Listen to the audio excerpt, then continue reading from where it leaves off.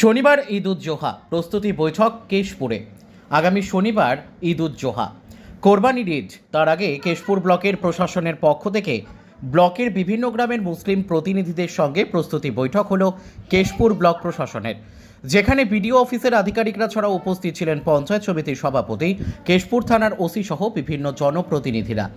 এই দিনের এই বৈঠকে উৎসবের দিনে শান্তি শৃঙ্খলা বজায় রাখার যেমন আবেদন করা হয়েছে, তেমনি কোরবানির পর রক্ত মাংস যাতে কোনোভাবে সোশ্যাল মিডিয়াতে কিংবা যত্রতত্রে না পড়ে থাকে সে বিষয়ে সচেতন হওয়ার পরামর্শ দেওয়া হয়েছে। সর্বোপরি উৎসবটা সম্প্রীতির পরিবেশে যাতে হয় সেজন্য সমস্ত প্রতিনিধিদের সহযোগিতার আবেদন করা হয়েছে। ব্লক প্রশাসনের পক্ষ থেকে প্রতিটি ঈদের উৎসবেই একইভাবে বৈঠক করে সম্প্রীতির আহ্বান করা হয়।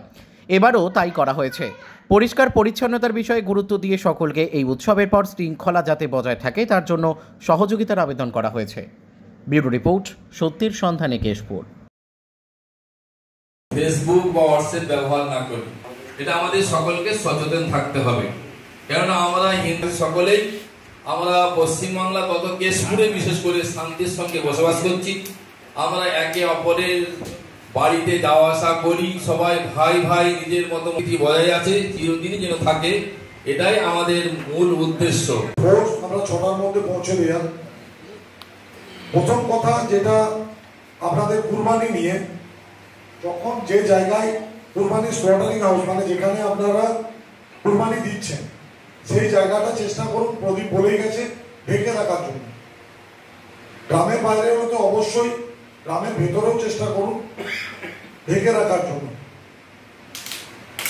আর যখন যে মাংসটা ক্যারি করছে, নিয়ে যাচ্ছে, এটা ঠিকঠাক ভাবে নিয়ে যান।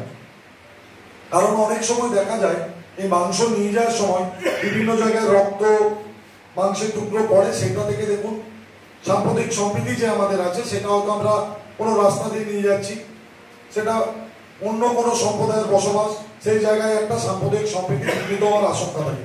আপনারা চেষ্টা করুন কালো পলিথিন ব্যাগ ইউজ করার জন্য। কোনো চটের ব্যাগ, কোনো এমনি থলি যেটা থেকে লিকেজ হওয়ার সম্ভাবনা আছে সেটা অ্যাভয়েড করার চেষ্টা করুন। এবার মেন যেটা কোরবানির হওয়ার পর যে অবশিষ্ট অংশ থাকছে সেটা ডিসপোজাল, সেটাকে ডিসপোজাল করাটা কিন্তু একটা গুরুত্বপূর্ণ কাজ। কারণ কুরবানি হয়ে যাওয়ার পর অনেক সময় কুকুর, শিয়াল ওটাকে টেনে নিয়ে এসে, ধরুন একটা কোনো আমাদের মুসলিম সম্প্রদায়ের ভাইদের গ্রামে কুরবানি হয়েছে, কুকুর শিয়াল সেটাকে টেনে নিয়ে কোনো জায়গায় নিয়ে এলো, সেটা থেকেই একটা দেখবেন অশান্তির বাতাবরণ সৃষ্টি হয়ে যায়। তো যে অবশিষ্ট অংশ থাকছে সেটা চেষ্টা করুন গর্ত কেটে গর্তের তলায় দিয়ে মাটি চাপা দিয়ে, যাতে কোনোভাবে কোনো কুকুর শিয়াল ওটাকে টেনে না নিয়ে যেতে পারে। যে জায়গায় কুরবানি হচ্ছে প্রত্যেক ইমাম সাহেব আছেন, আমি একটা অনুরোধ করবো, কাল পবিত্র জুম্মার নামাজ আছে, জুম্মার নামাজের পর আপনারা প্রত্যেককে বলুন যারা আছে আপনাদের কথা সবাই শুনে, ওই কুরবানির সময় যাতে কেউ মোবাইল ইউজ না করে এবং ভিডিও না করে। আমাদের আজকালকার ছেলে মেয়েদের মধ্যে একটা অভ্যাসে দাঁড়িয়ে গেছে যে আমরা দেখবেন কোনো জায়গায় একটা অ্যাক্সিডেন্ট হয়ে গেছে, লোকটা পড়ে মারা যাচ্ছে, সেটা লাইভ, সেখানে দাঁড়িয়ে লাইভ ভিডিও করছে। সেম এই জায়গাতেও সেম হতে পারে। তো এটা ফেসবুক বা সোশ্যাল মিডিয়া সবাই দেখছে, এটা থেকে কিন্তু একটা টেনশন, একটা উত্তেজনা তৈরি হতে পারে। তো আপনারা যারা আছেন ইমাম সাহেবরা পবিত্র নামাজ, জুম্মার নামাজের পর প্রত্যেককে অনুরোধ করুন যাতে কুরবানির জায়গায় কেউ মোবাইল ইউজ না করে, ভিডিও না করে, সেই ভিডিওটাকে সোশ্যাল মিডিয়ায় আপলোড না করে। ব্লিচিং এর ব্যাপার বলেছে, যে জায়গায় আপনারা করছেন এখানে প্রচুর মানুষের বসবাস, কুরবানি হয়ে যাওয়ার পর দেখবেন সেই জায়গা থেকে বিভিন্ন রকমের রোগের প্রাদুর্ভাব হতে পারে। যখন যে কোনো পশুর কেন, যে কোনো রক্ত পচলে একটা দুর্গন্ধ বের হয়, তার থেকে রোগ জীবাণু ছড়ায়। তো আমাদের জয়েন্ট ভিডিও সাহেব বলে গেছেন ব্লিচিং এর কথা। তো আমি একটা জিনিস অনুরোধ করবো, যে বহু দূর দূরান্তের গ্রাম আছে, এটা আমার তরফ থেকে অনুরোধ, যদি পঞ্চায়েতগুলোতে এটা পৌঁছে দেওয়া যায় তাহলে ওনারা যেটুকুই পান সহজে কালেক্ট করে নিতে পারবে। আপনারা সরকারিভাবে যেটা পাচ্ছেন, আপনারা চেষ্টা করুন গ্রামের তরফ থেকেও কিছু ব্লিচিং, ফিনাইলের ব্যবস্থা করে রাখা, যাতে জায়গাটা পরিষ্কার করে দেওয়া যায়। আর একটা কথা বলবো আমি, যে লেদার চামড়াটাকেও কিন্তু যখন ক্যারি করবেন ভালোভাবে ঢাকা দিয়ে, কালো পলিথিন হোক বা যেটা সবার সামনে আসবে না এরকম ভাবে ক্যারি করবেন। আর এখন সব থেকে জ্বলন্ত ইস্যু হচ্ছে সোশ্যাল মিডিয়ায় বসে আমি যেমন কেশপুরের লোক আমেরিকার লোকের সাথে যোগাযোগ রাখছি, সেই রকম দেখবেন আমার নাম করে আপনার নাম করে কিছু ফেক অ্যাকাউন্টও চলছে। ম্যাক্সিমাম ফেক অ্যাকাউন্ট থেকে বিভিন্ন রকম প্রোপাগান্ডা, বিভিন্ন রকম ধর্মীয় উত্তেজনামূলক পোস্ট প্রত্যেকেই করে থাকে।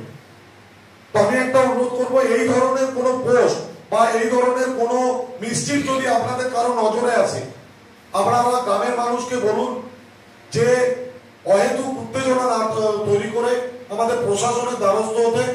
আমাদের থানা এবং জেলায় সাইবার টিম আছে। আমরা যে মেন কালপিট, দেখবেন হয়তো যে অ্যাকাউন্টটাতে আমার নামে পোস্ট হয়েছে সেটা সময় আমি জানি না, সেটা হয়তো ওই ছেলেটির নামে আছে। তো এটা ভাবার কোনো কারণ নেই যে আমার নামে পোস্ট আছে মানে ও কোনোদিন ধরা পড়বে না।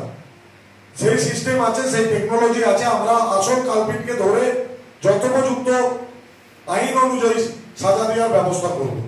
যাক, আমি আপনাদের সময় আর নেবো না, বেশি দীর্ঘায়িত করবো না। প্রদীপ বলে গেছে, আমি বললাম, বাকিরা সবাই আপনাকে বলেছে, মুস্তাকদাও বলেছে। আপনারা গ্রামের মানুষকে সচেতন করুন, সজাগ করুন, যাতে কোনো প্রোপাগান্ডা, কোনো উত্তেজনামূলক পোস্টে অহেতুক উত্তেজিত হয়ে আইন নিজের হাতে তুলে না নেয়, প্রশাসনের দ্বারস্থ হয়। আরেকটা কথা ট্রাফিক নিয়ে বলবো, আপনারা প্রত্যেকেই জানেন যে কোনো ধর্মের অনুষ্ঠান হোক, এটা যেমন আনন্দ ডেকে